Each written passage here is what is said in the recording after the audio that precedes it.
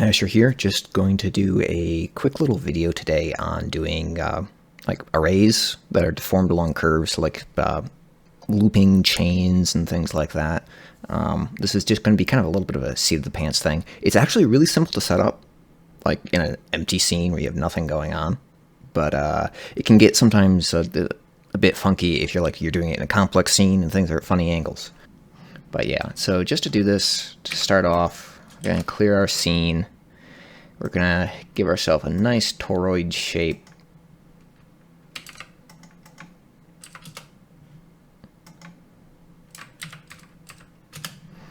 Doesn't need to be anything fancy, and this is really just for the sake of making something that looks like a chain link. See, there we go, I'm already trying to use my old shortcuts.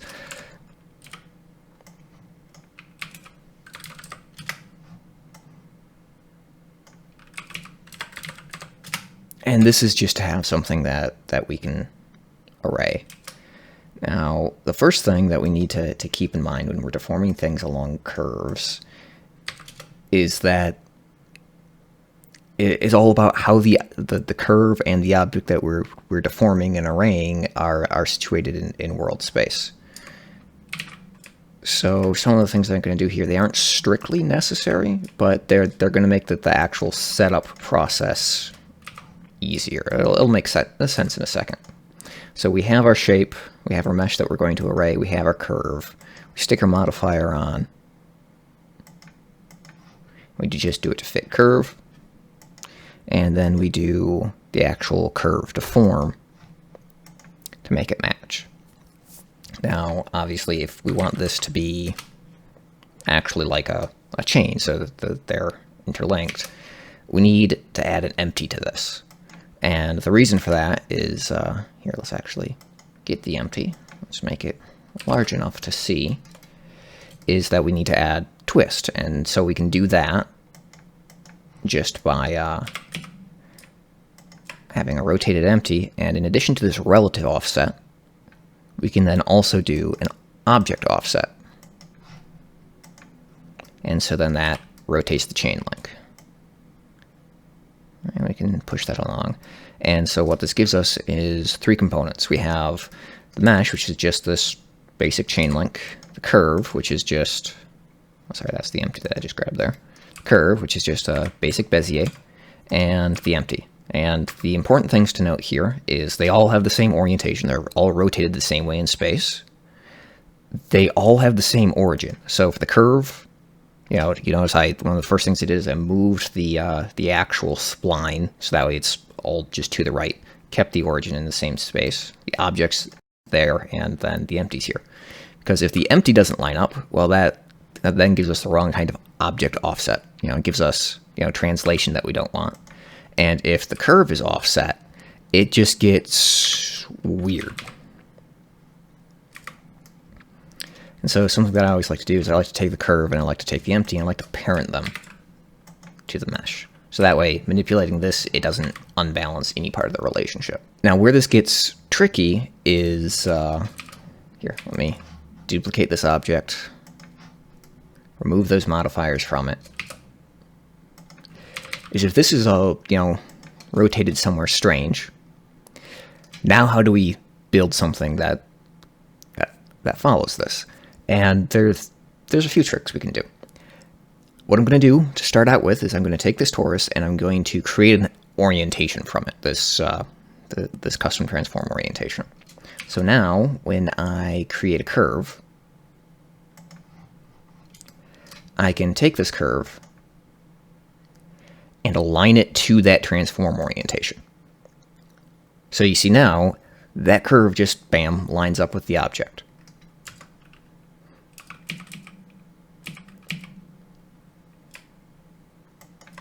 So that's now translated down forward. And so now when we're doing our array on this,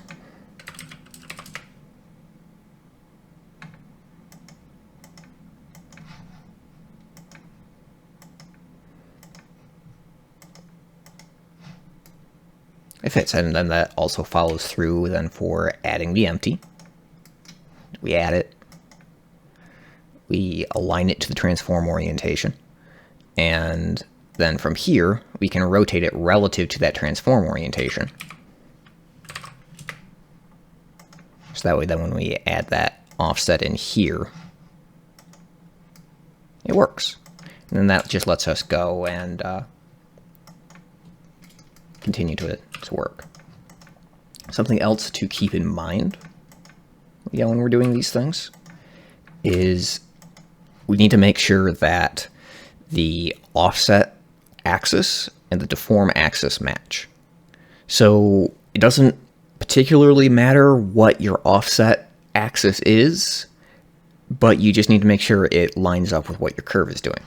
So something that we can do is if we want to just kind of run this through again, let's move that globally on Y. I can delete this orientation now. Let's say that we modeled this object so that way the geometry, actually let's rotate on the Y, so it's facing up and down. Well then obviously we'd want to array it for a chain, we'd want to do that on the Z axis. Now an array on X doesn't fit what we want to do here. So to do this on the Z axis, it's the exact same idea.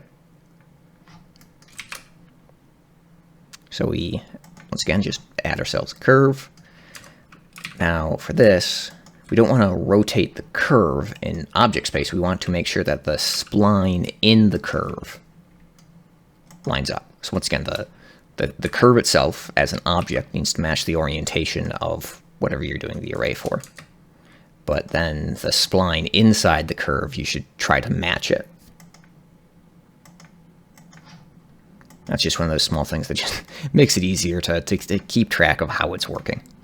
Now we can see here, if our deform axis is on the x-axis, that doesn't work because we're not arraying on the x-axis. We are arraying on the z-axis though. And so then, once again, it's just the same basic process. We add ourselves an empty, we rotate that empty, rotate that on the right axis, and then we just add that offset in. And that's pretty much how it goes. Helps to parent them together, and then you just have your basic modifiable chain. Now the fun thing that you can do then is you can also parent things like to the start and end of a chain. Oops, that's the wrong button. Trying to use my own shortcuts. So let's say we want to have something that's on the end of the chain. We're just going to do a cube here.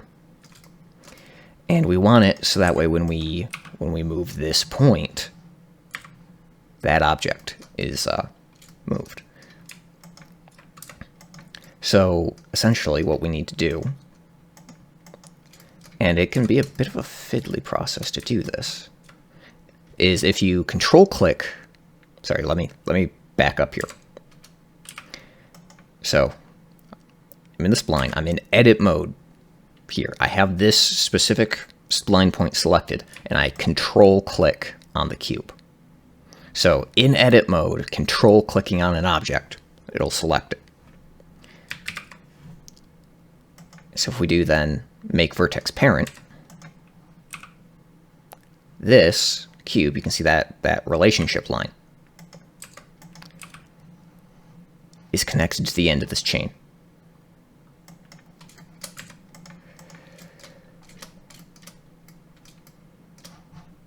So then you can go through and, let's say if I wanted to make this into like an end block or a connector or anything, and that lets you then essentially use the curve, use the ends of the curve. It just makes it handy. In any case, that's pretty much it.